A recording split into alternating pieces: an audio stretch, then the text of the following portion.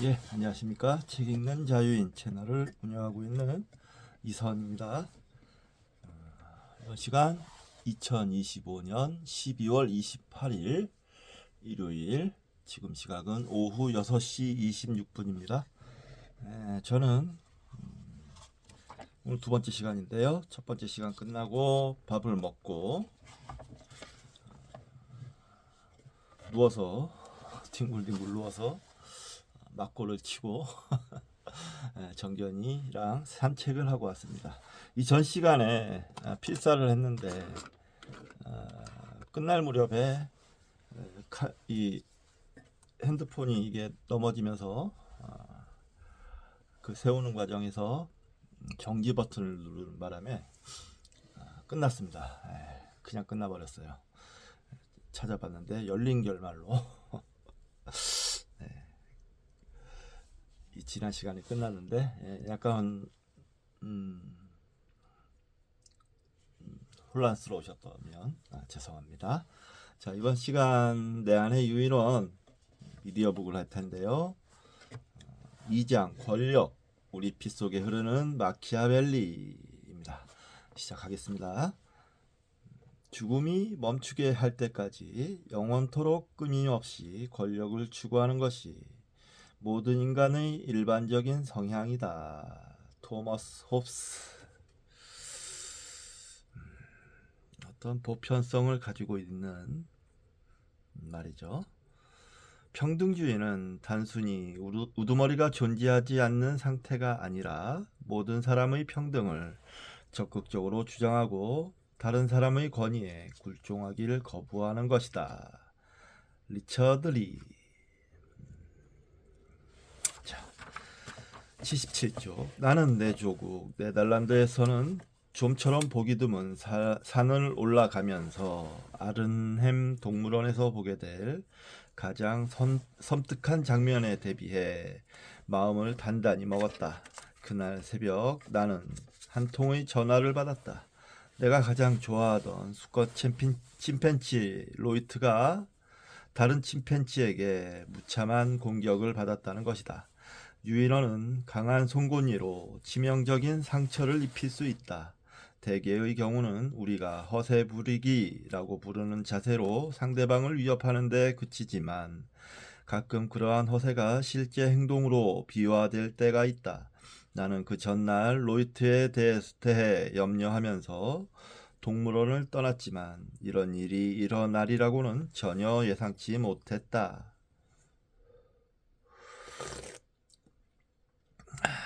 평소 자존심 강하고 사람에게 그다지 크게 호감을 표시하지 않던 로이트가 이제는 사람의 손길을 바라고 있었다.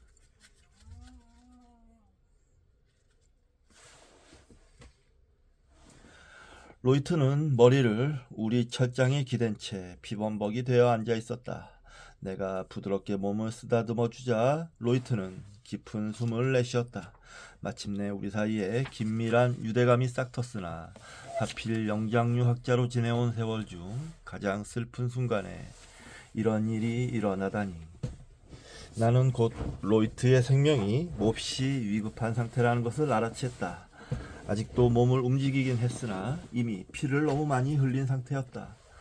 온몸 여기저기에 구멍이 뚫려 있었고 손가락과 발가락은 잘려 나가고 없었다. 그리고 은밀한 부위도 보이지 않았다. 훗날 나는 로이트가 내게 도움을 구하던 이 순간이 근대적 인간성을 비유적으로 나타낸 것으로 생각되었다.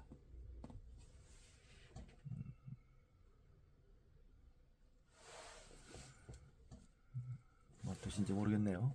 우리는 난폭한 유인원처럼 자신의 피로 뒤덮인 채 안전보장을 갈망한다. 남을 해치거나 죽이는 성향에도 불구하고 우리는 모든 것이 아무 문제 없다는 말을 듣고 싶어한다. 그러나 나는 그때 오로지 로이트의 목숨을 구하는 데 집중하고 있었다. 수의사가 도착하자 우리는 로이트를 진정시키고 수술실로 데려가 수백 바늘을 꿰맸다. 필사적인 수술 도중에 비로소 로이트의 고환이 없어졌다는 사실이 발견되었다. 음낭에 난 구멍은 고환보다 작았는데도 고환이 사라지고 없었는데 사육사들이 우리 바닥의 집더미 속에서 고안을 발견했다. 꽉 쥐어짜서 뽑았군요. 수의사가 무덤덤하게 말했다.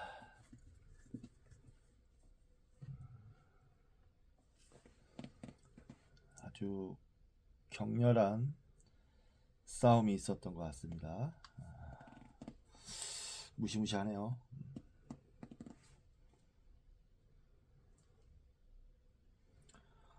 이놈의 이 무좀이 지금 미치겠네. 미치겠습니다. 그냥 아주. 몰라. 자, 2대1. 로이트는 마취에서 깨어나지 못했다. 두 스쿼트에게 대항했다가 값비싼 대가를 치른 것이다. 갑자기 권력을 차지한 로이트는 두 스컷의 비위를 건드렸고 두 스컷은 권력을 되찾기 위해 공모했다. 그리고 그들이 저지른 일은 침팬지가 정치를 얼마나 심각하게 생각하는지에 대해 내 눈을 뜨게 했다. 2대1 연합전선은 침팬지의 권력 투쟁의 복잡성과 위험성을 더해주는 전술이다. 여기서는 동맹이 핵심이다. 어떤 수컷도 최소한 장기간은 혼자서 지배할 수 없다. 전체 무리가 합치면 누구라도 압도할 수 있기 때문이다. 침팬지는 서로 편을 만들 만큼 영리하므로 우두머리에게는 자신의 위치를 확고히 하는 데뿐만 아니라 무리에게 인정을 받기 위해서도 동맹이 필요하다. 정상의 자리를 유지하기 위해서는 강력한 지배력을 행사하면서도 지지자를 만족시켜야 하고 대중의 반란이 일어나지 않도록 신경 써야 한다. 이 점은 인간 정치에서도 마찬가지다. 로이트가 죽기 전에 RM의 침팬지 집단은 젊은 신출내기 니키와 늙은 모사꾼 에로웬이 함께 지배했다. 17살로 이제 막 어른이 된 니키는 멍청해 보이지만 기골이 장대했다. 니키는 성격이 아주 단호했으나 그다지 총명하지는 않았다.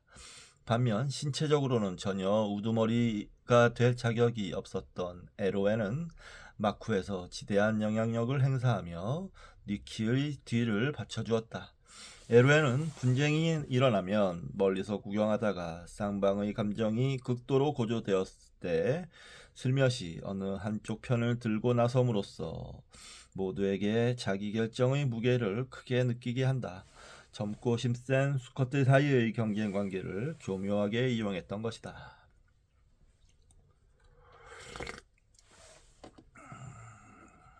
이 집단의 복잡한 역사를 파고들 필요도 없이 에로엔이 몇 년 전에 자기에게서 권력을 뺏은 로이트를 싫어한다는 것은 당연했다. 로이트는 무더운 여름 석 달 동안 매일같이 전체 무리를 끌어들이며 계속된 싸움에서 에로엔을 패배시켰다. 그 다음 해에 에로엔은 니키가 로이트를 권좌에서 밀어내는 일을 도움으로써 보복했다. 그 후로 니키가 우두머리 자리를 지켜왔고 에로엔이 그의 오른팔 역할을 했다. 둘은 서로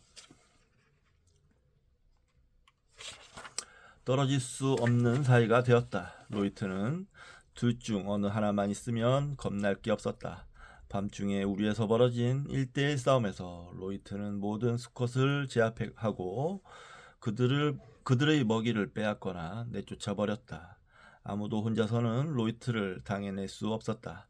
따라서 에로엔과 니키는 힘을 합칠 수밖에 없었다. 그들은 4년 동안 그렇게 무리를 지배해왔다. 그러나 인간사와 마찬가지로 그들의 동맹에도 결국 균열이 가기 시작했는데 그 틈새를 벌린 것은 바로 섹스였다. 에로에는 킹메이커로서의 위상 덕분에 특권을 즐겼다. 니키는 가장 매력적인 앙컷들에게는 다른 수컷이 접근하지 못하게 막았지만 에로엔만큼은 항상 예외를 인정받았다. 그것은 거래의 일부였다. 니키가 권력을 누리는 대신 에로에는 섹스파이 중 한 조각을 누렸다. 그러나 둘의 동맹 관계는 니키가 거래 조건을 재협상하려는 시점에 금이 가기 시작했다. 4년 동안 통치를 해오면서 니키는 점점 자신감이 커졌다. 자신이 권력을 잡도록 도와준 침팬지가 누구인지 잊어버린 것일까? 젊은 우두머리가 권력을 남용하면서 다른 수컷뿐만 아니라 에로엔의 성적인 모험까지 간섭하고 나서자 사태가 악화되었다. 지배계급 내부의 권력 투쟁은 몇 달이나 계속되었다. 어느 날 에로엔과 니키는 가벼운 승강이 끝에 화해하는 데 실패했다. 니키가 늘 하던 대로 포옹을 하자고 소리 지르고 애원하며 에로엔을 쫓아다녔지만 늙은 여우는 뒤도 돌아보지 않고 걸어가 버렸다. 니키와의 관계를 끝내버린 것이다. 밤사이에 로이트가 권력의 공백을 채웠다. 내가 아는 침팬지 중 신체적으로나 정신적으로 가장 강한 로이트는 우두머리로서 급속도로 성장했다. 로이트는 암컷들 사이에서 인기가 좋았으며 뛰어난 분쟁 조정자이고 약한 자의 보호자였고 분할 통치를 통해 경쟁자 간의 연대를 효과적으로 차단하는데 뛰어났다. 수컷들이 모여있는 걸 보면 로이트는 거기에 함께 끼거나 아니면 돌진하는 자세를 취하여 흩어지게 했다. 니키와 에로에는 둘 다 갑자기 권력을 상실하자 크게 낙담한 듯했다. 몸짓마저 왜소해 보였다. 그러나 때로는 옛날의 동맹을 복원하려는 낌새를 보였다. 이 사건이 로이트가 피할 곳이 없는 밤에 잠자는 우리에서 일어났다는 사실은 결코 우연이 아닐 것이다. 사육사들이 발견한 끔찍한 현장은 니키와 에로엔이 단지 서로 이견을 해소했을 뿐만 아니라 호흡을 아주 잘 맞춰 함께 행동했음을 증명해 보여주었다. 둘 다 부상의 흔적은 거의 없었다. 니키가 몇 군데 살짝 핥히고 물린 자국이 있는 반면 에로엔은 상처 하나 없는 것으로 보아 에로엔이 로이트를 붙잡고 있는 사이에 니키가 무차별 공격을 가한 것 같았다.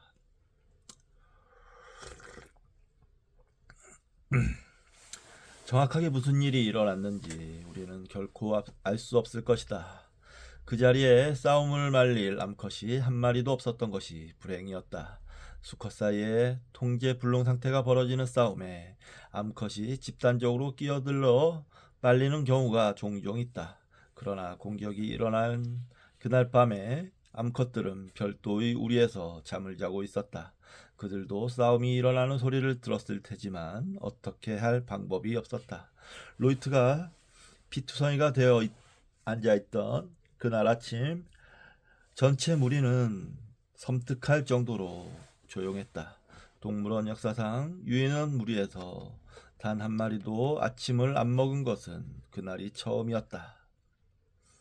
로이트를 데려 나오고 나머지 무리를 풀과 나무로 덮인 2에이커 면적의 섬으로 내보냈을 때 아주 기묘한 일이 일어났다. 포이스트란 암컷이 니키를 맹렬하게 공격했던 것이다. 그 기세가 어찌나 살기등등했던지 니키가 나무 위로 도망칠 정도였다.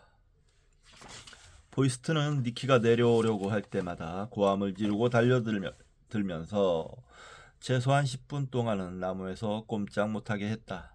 포이스트는 암컷 중에서 늘 로이트의 주요 동맹이었다. 포이스트가 잠자던 우리에서는 수컷의 둥지가 보였는데 포이스트는 이러한 행동을 통해 치명적인 공격에 대한 자신의 입장을 표현하는 게 분명했다. 어쨌든 침팬지들은 단결의 필요에서부터 너무 건방지게 변한 우두머리의 운명에 이르기까지 2대1 정치의 모든 요소들을 보여주었다. 수컷 침팬지의 행동을 좌우하는 주요 동기는 권력이다. 권력을 얻으면 크나큰 혜택을 얻지만 잃으면 엄청난 좌절을 맛보기 때문에 권력은 그들 사이에서 하나의 강박관념으로 자리 잡고 있다.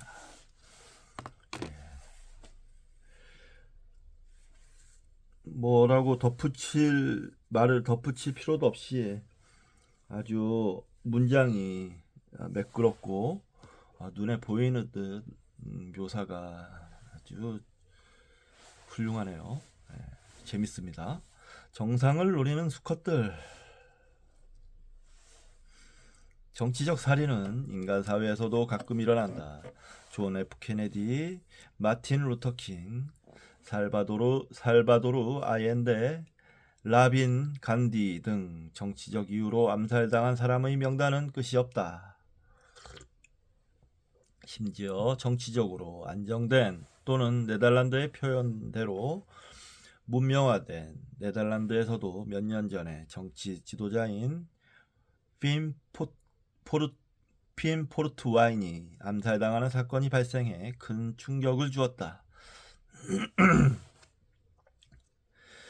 역사를 좀 더 거슬러 올라가면 가장 끔찍한 정치적 살인 중 하나로 기록될 만한 사건이 네덜란드에서 일어났다. 요한 대 비트의 정적들에게 선동된 군중이 비트와 그의 형인 코르넬리우스를 붙잡았다. 그들은 두 사람을 칼과 머스켓총으로 살해하여 그 시체를 거꾸로 매단 다음 도살장에서 돼지를 다루듯이 살을 갈랐다. 축제 분위기에 휩싸인 군중은 심장과 내장을 꺼내 불에 구워 먹었다. 1672년에 일어난 이 끔찍한 사건은 네덜란드가 1년의 전쟁에서 연전연패하는 바람에 생긴 깊은 좌절감에서 비롯되었다. 이 살인사건은 시와 그림을 통해 묘사되었고 헤이그에 있는 역사박물관에는 희생자의 시체에서 잘라낸 발가락과 혀가 전시돼 있다. 와, 네덜란드에서 이렇게 끔찍한 일이 있었어요. 네덜란드는 공화국으로 다른 여러 나라들의 모범이 되는 그런 나라로만 알고 있었는데 이런 끔찍한 일이 있었군요. 참, 이 군중 심리라는 게 이게 참 무섭습니다. 예. 사람이든 동물이든 정상에 오르려고 하는 자가 궁극적으로 치러야 할 대가는 죽음이다. 탄자니아의 곰베 국립공원에서 온 고블린이라는 침팬지가 있다. 수년간 난폭한 우두머리로 군림하던 고블린은 화가 난 침팬지 무리의 공격을 받았다. 처음에 고블린은 더 젊은 수컷 4마리의 지원을 받던 도전자와의 싸움에서 졌다. 야생에서 흔히 그렇듯 실제 싸움 장면은 울창한 덤불 속에서 일어나기 때문에 보기가 어렵다. 고블린은 손목과 발, 음낭에 상처를 입고 비명을 지르면서 도망쳤다. 상처 부위는 놀랍게도 로이트의 경우와 비슷했다. 고블린은 음낭이 감염되어 부어오르고 몸에 고열이 나면서 거의 죽을 지경이었다. 며칠이 지나자 움직임이 크게 둔해졌을 뿐 아니라 주로 쉬면서 시간을 보내고 음식도 거의 먹지 않았다. 그렇지만 수의사가 주사기 총을 쏘아 항생제를 투여해서 점차 좋아졌다. 침팬지 무리로부터 격리되어 회복기를 보낸 뒤 고블린은 권자에 복귀하기 위해 새로 우두머리가 된 수컷에게 위협적으로 달려들었다. 하지만 이것은 크나큰 판단착오였다. 무리 중 다른 수컷들의 공격을 초래했기 때문이다. 또다시 심한 부상을 입은 고블린은 야외에서 활동하던 수의사의 도움으로 또 한 번 목숨을 건졌다. 결국 고블린은 침팬지 무리에 복귀할 수 있었지만 서열은 많이 떨어졌다. 권력의 정상에 선 침팬지들이 겪는 운명은 권력 충동을 따를 때 치러야 할 대가의 일부분에 불과하다.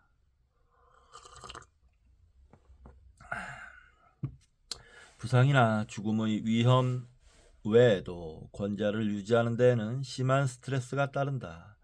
이것은 혈액 중에 분비되는 스트레스 호르몬인 코르티솔의 양을 측정함으로써 평가할 수 있다.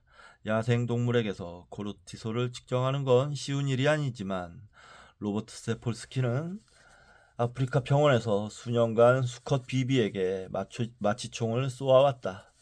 경쟁심이 매우 강한 이 영장류의 코르티솔 수치는 사회적 긴장을 얼마나 잘 해소하느냐에 따라 달라진다. 사람의 경우와 마찬가지로 스트레스 해소는 성격 문제인 것처럼 보인다.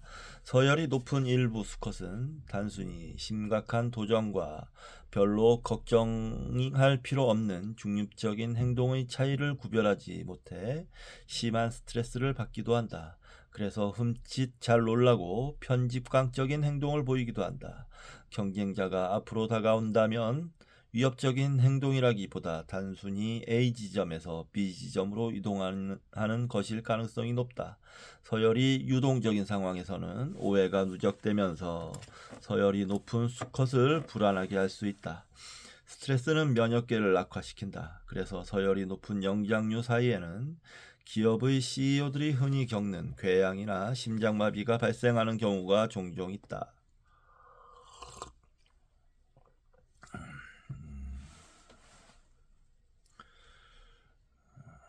이렇게 피곤한데도 사람들은 권력을 추구하려고 하죠. 저는 제 인생에서 권력을 얻어본 적이 거의 없기 때문에 권력의 맛을 모릅니다. 몰라서 좋은 것 같아요. 높은 지위가 주는 혜택은 상당히 많다. 그렇지 않다면 진화를 통해 그토록 무모한 야심이 발달하지는 않았을 것이다. 동물계에서는 개구리로부터 쥐, 닭, 토끼, 코끼리에 이르기까지 높은 지위를 원하는 욕망이 도처에서 발견된다. 정견아! 높은 지위는 일반적으로 암컷에게는 먹이, 수컷에게는 짝짓기 상대와 동의어나 마찬가지다. 암컷에서는 먹이, 수컷에서는 짝짓기 상대. 여기서 일반적으로라고 한 표현에 유의하라. 수컷도 먹이를 놓고 싸우고 암컷도 좋은 짝을 차지하기 위해 경쟁을 벌이기 때문이다. 다만 후자의 경우는 우리처럼 수컷이 새끼 양육을 도와주는 종에 국한된다. 진화에서 모든 것은 결국 생식의 성공으로 압축되는데 수컷과 암컷의 성향 차이는 이것으로 아주 잘 설명된다. 수컷은 되도록 많은 암컷과 짝짓기를 하면 자신의 후손을 남길 수 있는 반면 암컷에게 그러한 전략은 오히려 좋지 않다. 일반적으로 많은 수컷과 짝짓기를 해봐야 암컷이 후손을 남기는 데는 별로 큰 도움이 되지 않는다. 암컷은 양보다는 질을 추구한다. 대부분의 암컷 동물은 짝짓기 상대와 함께 살지 않기 때문에 가장 힘세고 건강한 짝짓기 상대를 선택하는 것이 필요하다. 그래야 후손에게 훌륭한 유전자를 물려줄 수 있다. 그러나 암수가 함께 지내는 종은 상황이 아주 달라서 암컷은 친절하고 훌륭한 보호와 먹이를 제공해주는 수컷을 선호한다. 암컷의 경우에는 먹는 것도 생식의 성공에 지대한 영향을 미치는데 칼로리 섭취량이 5배로 증가하는 임신기나 수유기에는 특히 그렇다. 서열이 높은 암컷일수록 좋은 먹이를 차지하므로 건강한 후손을 키울 수 있다. 붉은 원숭이 같이 일부 종의 경우에는 서열 체계가 아주 엄격해서 서열이 높은 암컷은 볼주머니를 부풀리는 것만으로 옆을 지나가던 서열이 낮은 붉은 원숭이의 걸음을 멈추게 할 수 있다. 볼주머니는 먹이를 안전한 장소까지 운반하는 데 사용된다. 서열이 높은 암컷은 서열이 낮은 원숭이의 머리를 붙잡고 입을 벌린 다음 그 주머니에 들어있는 것을 턴다. 이러한 행동에 대해 서열이 낮은 원숭이는 아무런 저항도 못하는데 대들었다간 심하게 물리기 때문이다. 지배층이 누리는 혜택만으로 지배 충동을 설명할 수 있을까? 수컷 비비의 지나치게 큰 송곳니나 수컷 고릴라의 거대한 몸집과 근육을 바라보면 자연 선택이 인정한 유일한 통화인 후손을 남기기 위해 경쟁자를 물리치도록 진화한 싸움 기계처럼 보인다. 수컷에게는 뭐 아니면 도인 게임이다. 자신의 씨를 널리 퍼뜨리느냐 아니면 전혀 퍼뜨리지 못하느냐 하는 것은 바로 서열로 결정된다. 그 결과 수컷은 싸우기 위해 태어나서 경쟁자의 약점을 찾고 위험을 무릅쓰는 경향이 있다. 위험을 무릅쓰는 것은 약점을 숨기는 것과 함께 수컷의 특징이다. 수컷 영장류들은 남들에게 약하게 보이고 싶어 하지 않는다. 현대사회에서도 남성은 여성보다 병원에 덜 가며 전체 집단이 그렇게 하라고 성원해도 자기 감정을 표출하는 데 서툴다. 남성은 자기 감정을 숨기도록 사회화되었다는 것이 통설이지만 이러한 성향은 그를 쓰러뜨리기 위해 호시탐탐 기회를 노리는 경쟁자들에게 둘러싸여 있는 삶의 산물일 가능성이 더 높아 보인다. 우리 조상은 상대방의 힘이 약해진 것을 재빨리 눈치챘을 것이다. 서열이 높은 남성은 자신의 약점을 숨기기 위해 최선을 다했을 테고 그것은 하나의 성향으로 자리 잡게 되었다.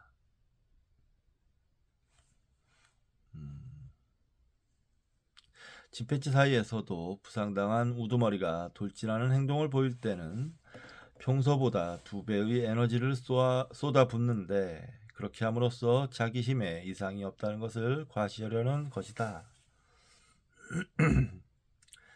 사람이랑 똑같네요.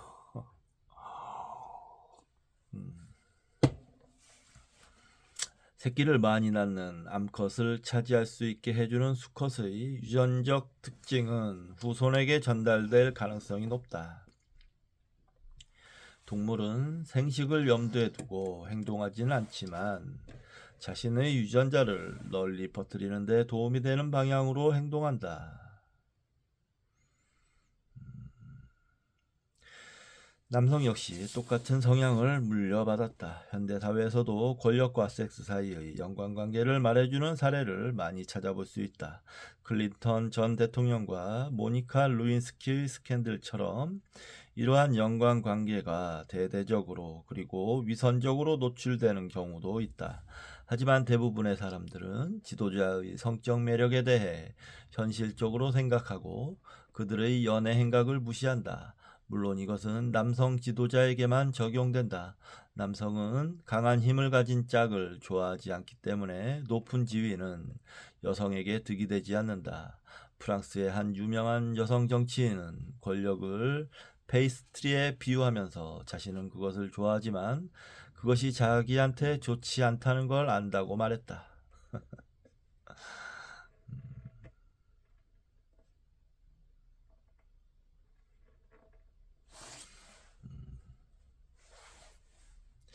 양성 간의 이러한 차이는 아주 어릴 때부터 나타난다. 캐나다에 사는 9세에서 10세의 남자아이와 여자아이의 게임을 통해 그들의 경쟁력을 측정하는 연구를 실시했다. 여자아이들은 이길 수 있는 유일한 길이 아닌 한 남의 장난감을 빼앗길 주저한 반면 남자아이들은 게임을 결과와는 전혀 상관없이 무조건 장난감을 빼앗으려 했다. 여자아이들은 꼭 필요한 경우에만 경쟁했지만 남자아이들은 경쟁 자체를 위해 경쟁하는 것처럼 보였다. 이와 비슷하게 남자들은 처음 만나면 평소 별로 관심도 없던 주제까지 모두 들먹이며 싸움거리를 찾아 상대를 시험해본다. 상대를 위압하는 자세로 다리를 떡 벌린 채 가슴을 쑥 내밀고 과장된 제스처와 큰 목소리로 모욕적인 의미를 담은 말이나 음란한 농담을 던진다. 그들은 상대방과 자신의 위치를 파악하기 위해 이렇게 필사적인 노력을 기울인다. 그리고 상대방을 충분히 압도하여 자신이 유리한 위치에 있음을 각인시키려 애쓴다.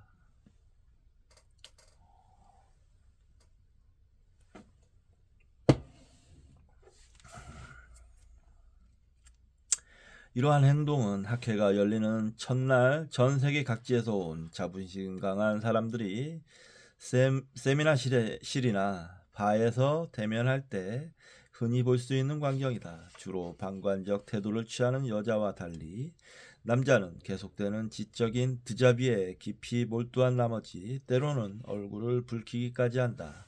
침팬지가 털을 꼿꼿이 세우고 소리를 증폭시킬 수 있는 물체를 두드리거나 작은 나무를 뿌리채 뽑으면서 돌격하는 허세를 부리는 것처럼 남자는 조금 더 세련된 방법으로 다른 사람의 주장을 비난하거나 아니면 다소 원시적으로 상대방이 입을 열 시간을 주지 않는다.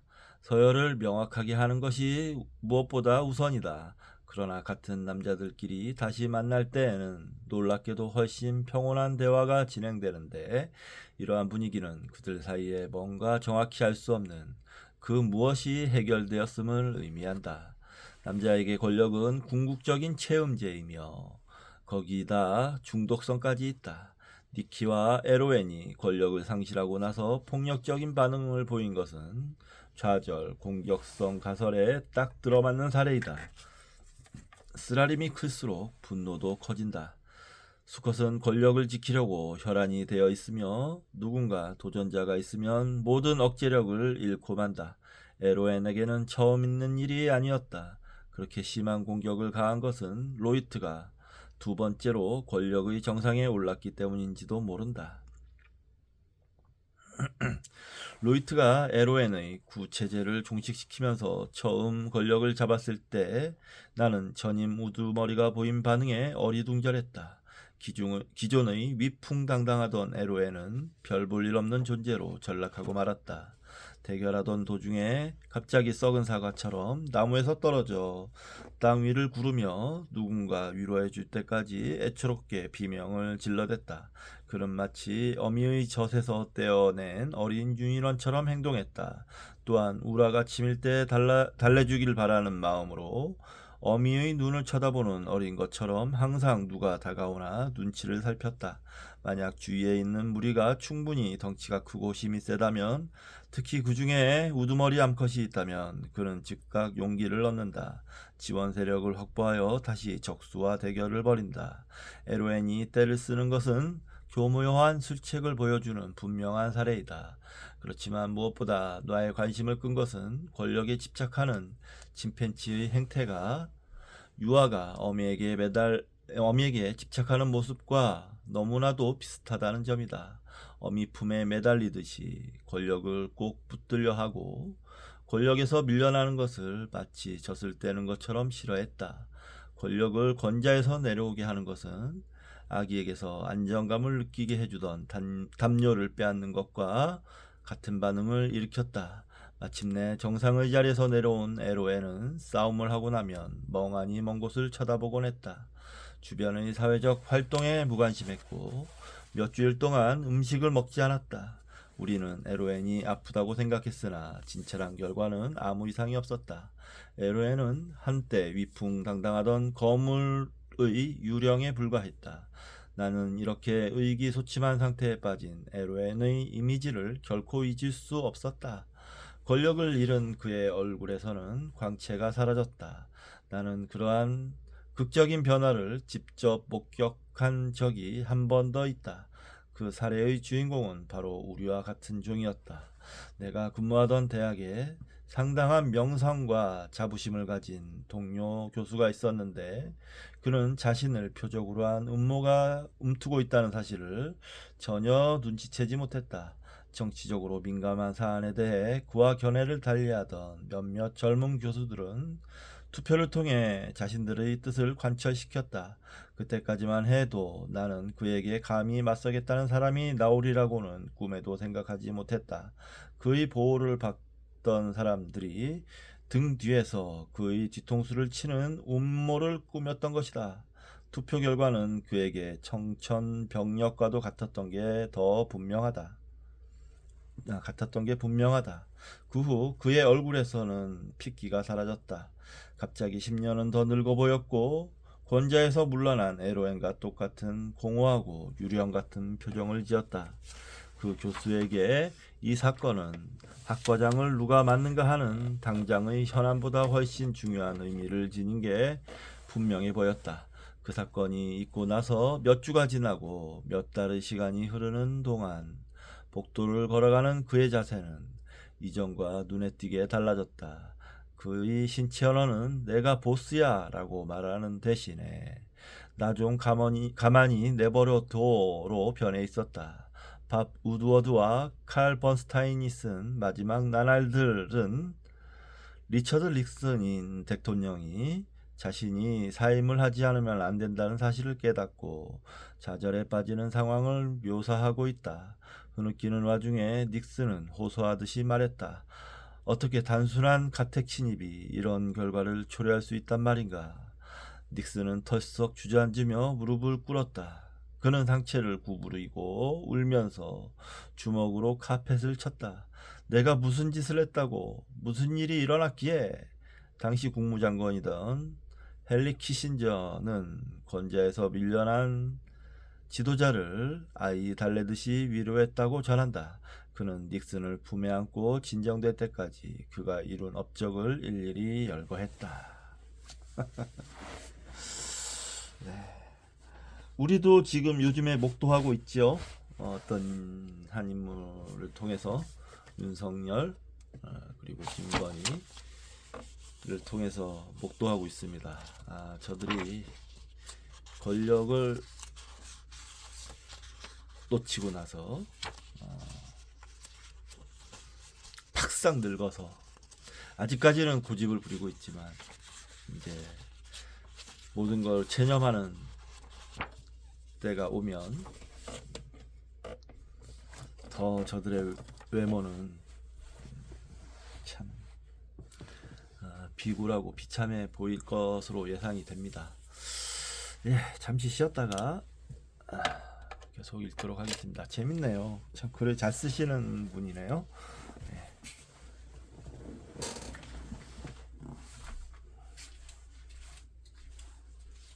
야야야들아 내 말 좀 들어라.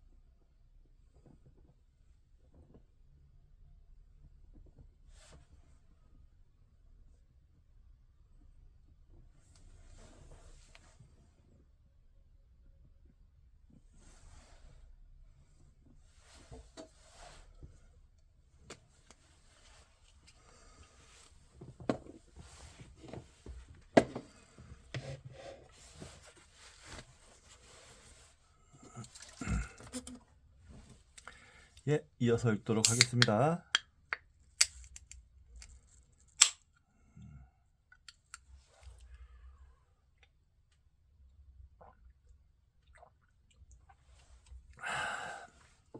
낡은 성향. 니체의 표현을 빌리자면 인간이 지닌 권력에 대한 의지, 그것을 표출하는 데들은 엄청난 에너지와 어린 시절부터 일찌감치 나타나는 서열, 정상에서 추락한 사람의 어린애 같은 행동을 감안한다면 나는 우리 사회가 이 문제를 금기시하는 태도에 의문을 느낀다. 대부분의 심리학 교과서에는 학대와 관련된 경우를 제외하고는 권력과 지배에 대한 언급이 전혀 없다. 모두가 부인하는 것처럼 보인다. 권력의 동기에 관한 한 연구에서는 기업 관리자들에게 그들과 권력의 관계에 대해 물어보았다. 그들은 권력에 대한 갈망이 존재한다고 인정했지만 자신은 그런 게 없다고 답변했다. 대신에 그들은 책임감이나 위신이나 권위 같은 단어를 좋아했다. 권력을 추구하는 사람은 다른 사람이라는 것이다. 정치인들 역시 쉽사리 인정하려 하지 않는다. 그들은 자신을 국민의 종이라고 내세우면서 그러한 자격으로 경제를 살리고 교육을 개선시키겠다고 말한다. 스스로 권력을 원한다고 대놓고 이야기하는 후보를 본 적이 있는가? 종이라는 말은 국민을 호도하기 위한 단어가 분명하다. 그들이 현대 민주주의 진흙탕 싸움에 뛰어드는 것이 오로지 국민을 위해서라는 말을 믿을 사람이 있을까? 자기 스스로 그 말을 믿는 후보가 있을까?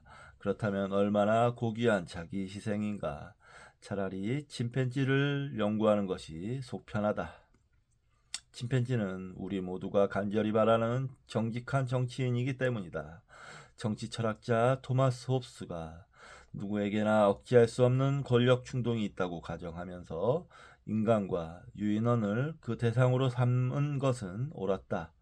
침팬지가 얼마나 뻔뻔하게 높은 지위를 차지하려고 애쓰는가 보면서 우리는 숨은 다른 동기나 약속이 있는 게 아닐까 찾아보려 애쓰지만 헛수고일 뿐이다.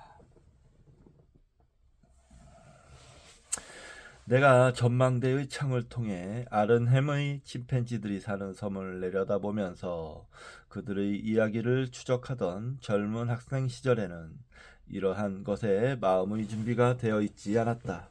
그 당시 학생들은 을에 반체제적 사고에 물들어 있었는데 어깨까지 길게 늘어뜨린 내 헤어스타일 역시 그러한 사고를 증명해 보여주는 것이었다. 우리는 권력을 악이라고 생각했고 야심을 우스꽝스럽게 여겼다. 그러나 아른햄의 유인원을 관찰하면서 나는 권력 관계에 열린 마음을 갖게 되었다. 권력 관계는 나쁘기만 한 것이 아니라 우리의 본성에 뿌리 박혀 있다는 사실을 깨달았다. 불평등을 단순히 자본주의의 산물로 치부해서는 안 된다. 불평등의 기원은 훨씬 더 깊은 곳에 있는 것처럼 보인다. 우리에게 오늘날에는 진부한 개념으로 보일지 모르지만 1970년대에는 인간의 행동을 선천적인 것도 문화적인 것도 아니고 완전히 유동적인 것이라고 보았다. 만약 우리가 정말로 원한다면 우리 자신에게서 성적 질투심, 남녀의 역할, 물질의 소유제도, 지배 욕구와 같은 낡은 성향을 제거할 수 있다고 믿었다. 이러한 혁명적 요구를 전혀 알 길이 없는 내 침팬지들은 인지적 불협화음, 가로 열고 모순되는 두 가지 신념이나 태도를 동시에 취할 때 따르는 심리적 갈등, 가로 닫고 불협화음을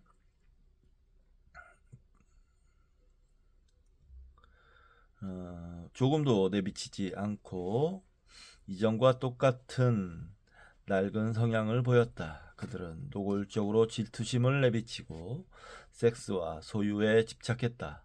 그 당시에는 나도 평생 동안 그들과 함께 일하게 되리라곤 또 의자에 앉아 수천 시간이나 그들을 관찰하는 호사를 다시는 누리지 못하리라곤 생각지도 못했다. 그때는 내 인생에서 가장 영감이 잘 떠오르던 시기였다. 나는 그 일에 너무나도 깊이 열중하여 유인원에게 이러저러한 행동을 하게 만든 원인이 무엇인지 상상해 보려고 했다. 꿈속에서도 유인원이 나올 정도였고 무엇보다도 주변 사람들을 이전과는 다른 시각으로 바라보게 되었다. 나는 타고난 관찰자였다. 내 아내는 자기가 산 물건을 내게 잘 이야기하지 않는 편이다. 그러나 내가 방 안에 들어가면 몇 초도 지나지 않아 새 물건이나 바뀐 물건을 아주 사소한 것까지 찾아낼 수 있다. 그것은 다른 책들 사이에 끼어 있는 새 책일 수도 있고 냉장고 안에 있는 새로운 병일 수도 있다. 나는 어떤 의식적인 의도도 없이 그러한 행동을 한다. 이와 비슷하게 나는 다른 사람의 행동을 유심히 관찰한다. 식당에서 자리를 선택할 때는 되도록이면 많은 테이블을 바라볼 수 있는 장소를 원한다.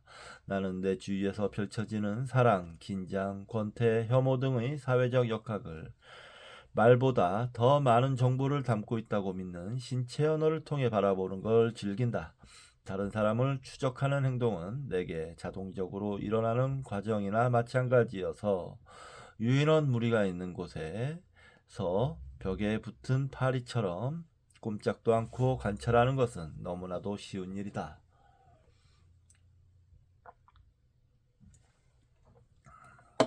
그러나 관찰은 인간의 행동을 진화의 관점에서 바라보는 데 도움을 주었다. 여기서 진화의 관점이란 우리가 흔히 듣는 다윈주의뿐만 아니라 의문이 생길 때 머리를 긁적이거나 친구가 다른 사람에게 지나친 관심을 기울일 때 낙담한 표정을 짓는 것처럼 유인원과 비슷한 행동도 의미한다. 그와 함께 나는 동물에 대해 내가 배워온 교육 내용에 의문을 품기 시작했다. 그 중에는 동물은 단순히 본능을 따를 뿐이며 미래를 전혀 상상하지 못하고 오로지 이기적인 행동만 한다는 것 등이 포함된다. 이러한 사실들은 내가 직접 목격하고 있는 현실과 들어맞지 않았다. 나는 침팬지에 대해 일반화하는 능력을 상실했다. 그 누구도 인간에 대해 일반적으로 이야기하지 않는 것과 마찬가지였다. 관찰을 하면 할수록 내 판단은 우리가 다른 사람에 대해 이 사람은 친절하지만 저 사람은 자기중심적이라고 하는 식으로 이야기하는 것을 닮아가기 시작했다. 침팬지마다 각자 나름의 개성이 있었다.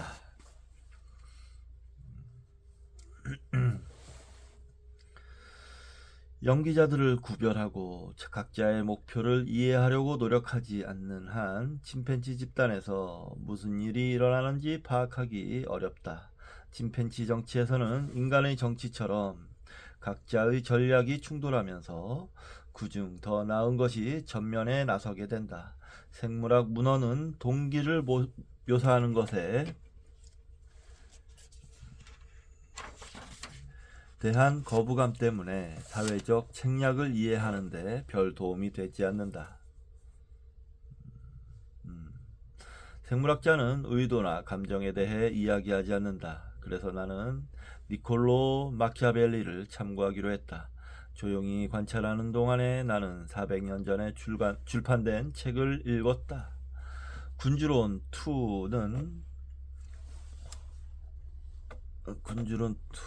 프린시플에서 그 섬에서 내가 목격하는 것을 제대로 이해할 수 있는 마음의 틀을 형성하게 해주었다. 마키아벨리는 자신의 저서가 색다른 분야에 이렇게 이용되리라고는 꿈도 꾸지 못했을 것이다. 침팬지 사회에서는 모든 것에 서열이 스며 있다. 실험을 위해 종종 그렇게 하듯 두 암컷을 건물 안으로 들여보내 똑같은 과제를 수행하게 하면 하나는 즉각 그 과제에 달려들지만 다른 하나는 한참 동안 머뭇거린다. 두 암컷은 감히 보상받을 생각을 하지 못하며 퍼즐 상자나 컴퓨터 혹은 실험에 사용된 다른 무엇에도 손대려 하지 않는다. 이 침팬지도 다른 침팬지와 마찬가지로 과제를 수행하여 보상을 받고 싶은 마음이 굴뚝 같지만 서열이 높은 침팬지에게 경의를 표시하는 것이다. 거기에는 어떤 긴장이나 적대감도 없으며 무리 밖에서 둘은 가장 친한 친구일 수도 있다. 이처럼 한 암컷은 다른 암컷보다 항상 우월한 위치에 있다. 아른햄의 침팬지 집단에서는 우두머리 암컷인 마마가 종종 다른 암컷을 사납게 공격함으로써 자신의 위치를 강조하지만 일반적으로는 별다른 다툼 없이 다른 침팬지들이 존경을 표한다. 마마와 가장 친한 코이프가 마마와 권력을 나누지만 수컷끼리의 동맹하고는 성격이 전혀 다르다. 암컷은 모든 침팬지가 지도자로 인정받아 최고의 지위에 오르는데 이것은 싸울 일이 별로 없음을 의미한다. 지위가 대체로 개성과 나이로 결정되는 한 마마는 고이프의 도움이 필요 없다. 고이프는 마마의 권력을 함께 나누어 가지지만 마마의 권력에 보탬이 되지는 않는다. 이와는 대조적으로 수컷 사이에서 권력은 항상 쟁탈의 대상이다. 권력은 나이나 다른 어떤 특성을 기준으로 주어지는 것이 아니라 경쟁자들과 싸워서 쟁취하고 지켜내야 하는 것이다. 수컷들이 동맹을 맺는다면 그것은 서로 상대방의 도움이 필요하기 때문이다. 지위는 누가 누구를 이길 수 있느냐에 따라 결정되며 단지 개인 대 개인을 기준으로 정해지는 것이 아니라 전체 무리의 역학관계에 따라 결정된다. 한 수컷이 경쟁자를 힘으로 이길 수 있다 해도 그러려고 할 때마다 전체 무리가 그 수컷을 공격한다면 아무 소용이 없다. 지배하기 위해서는 물리적 힘뿐만 아니라 싸움이 과열되었을 때 자기를 도와줄 친구들이 필요하다. 니키가 우두머리로 지낼 때는 에로엔의 도움이 결정적인 역할을 했다. 니키는 단지 로이트를 억누르기 위해 늙은 에로엔의 도움이 필요했던 것만은 아니다.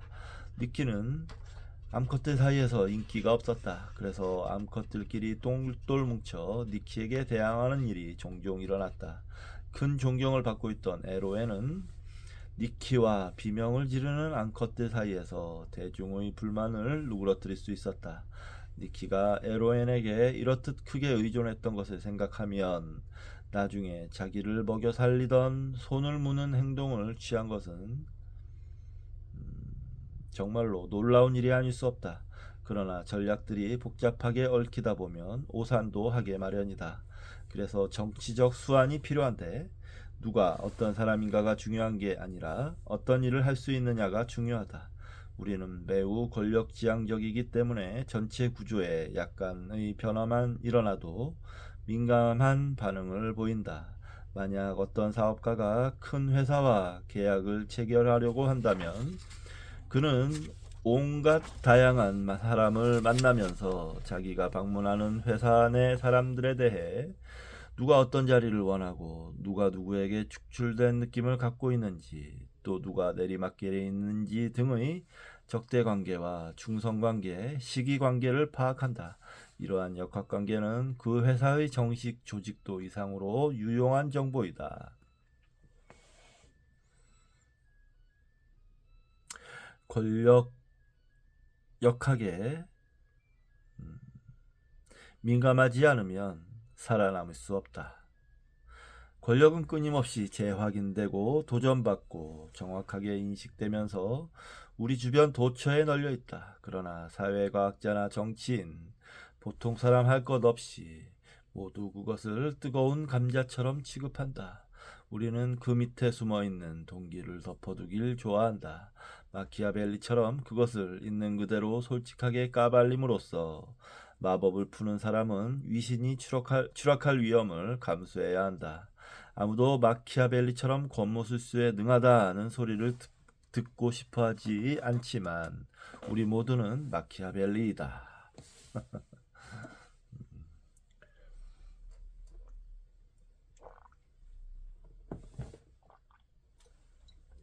예전에 마키아벨리 군주론을 읽었었는데 젊었을 때 무슨 소린지 모르고 읽었는데 다시 한번 읽어보고 싶어지네요. 예.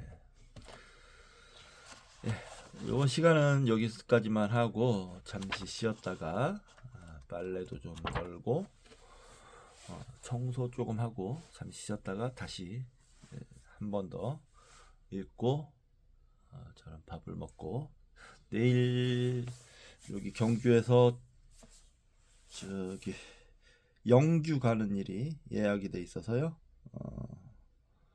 내일 9시까지 요 근처 천북이라는 곳에 가서 물건 상차하고 영주를 갔다 와야 되는데 올라가는 짐은 잡았지만 아직 내려오는 짐을 잡지 못해서 조금 걱정이 되기도 합니다.